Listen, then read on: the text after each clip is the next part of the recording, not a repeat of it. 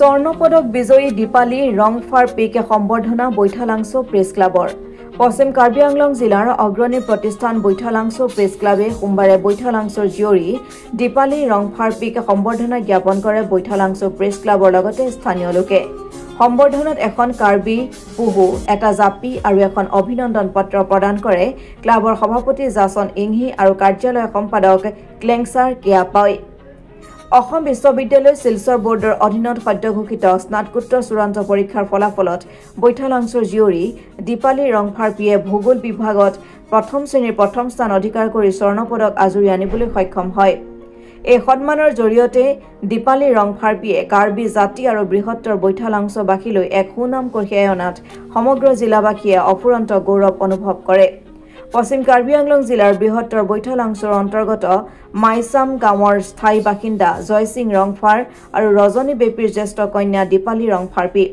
অনাগত দিনত দীপালী ৰংফাৰ পিৰ প্ৰয়োজনীয় শাৰীৰিক আৰু মানসিক শক্তি লাভ কৰি অদূৰ ভৱিষ্যতে উপযুক্ত লক্ষ্যত উপনীত হৈ নিজৰ লগতে ৰাইজৰ হকে কাম কৰি যাব পাৰে তাকে কামনা কৰে বৈঠালাংছ প্ৰেছ ক্লাবৰ সভাপতি জাসন ইংহি আৰু কাৰ্যালয় সম্পাদক ক্লেছাৰ কিয়াপয়ে বৰ্তমান দীপালী ৰংফাৰ পিয়ে আৰ্নাম লংথু ডন বস্কো হাই স্কুল এখনত অস্থায়ী শিক্ষয়িত্ৰী হিচাপে কৰ্মৰত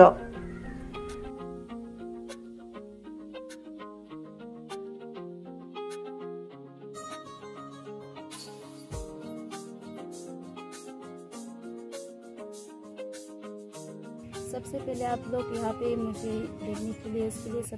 बहुत बहुत धन्यवाद मेरा नाम दीपाली रंगफार पी है और मेरा माँ का नाम है रजनी बेपी और मेरा पापा का नाम है जय सिंह रंगफार और मेरा पढ़ाई क्लास 10 जवाहर नवोदय विद्यालय बैठालांस से पास आउट हुआ उसके बाद मेरा 12वीं वो मैं जवाहर नवोदय विद्यालय तिनसुकिया से कंप्लीट किया उसके बाद मेरा ग्रेजुएशन मैंने प्रगज्योतिष कॉलेज गुवाहाटी से कंप्लीट किया और मास्टर्स मैंने असम यूनिवर्सिटी डिफू कैंपस से कंप्लीट किया मेरा मम्मी पापा जितना भी है उन दोनों की सपोर्ट की वजह से मैं यहाँ तक हूँ और उन लोग का हेल्प की वजह से मैं यहाँ तक हूँ और मेरा गांव वाले भी बहुत सपोर्टिव है क्योंकि वो लोग भी हमेशा मेरा साथ देते हैं जब भी मैं पढ़ाई के लिए कुछ चाहिए होता है तो वो लोग हमेशा मेरा साथ हैं मैं मानती हूँ कि ये मेरा फुल्ली सक्सेस तो नहीं है लेकिन मैं एक एग्जाम्पल सेट कर रही हूँ जो आने वाली पीढ़ी के लिए क्योंकि वो लोग सोचते हैं कि पढ़ाई के लिए पैसा नहीं होने से नहीं चल पाते या पढ़ाई आधा में छोड़ जाते लेकिन मैं नहीं चाहती कि ऐसा हो और जितना भी दिक्कत हो लाइफ में चलते रहना चाहिए पढ़ाई को लेकर ऐसा घंटा वाइज कभी ऐसा प्लान नहीं करना चाहिए जब मन करते पढ़ो और जब पढ़ाई करते डिस्ट्रैक्शन थोड़ा कम रखो चाहे मोबाइल यूज़ करके या कोई भी हो सोशल मीडिया यूज़ करके थोड़ा पढ़ाई में डिस्ट्रैक्शन कम रखने से बेहतर होता है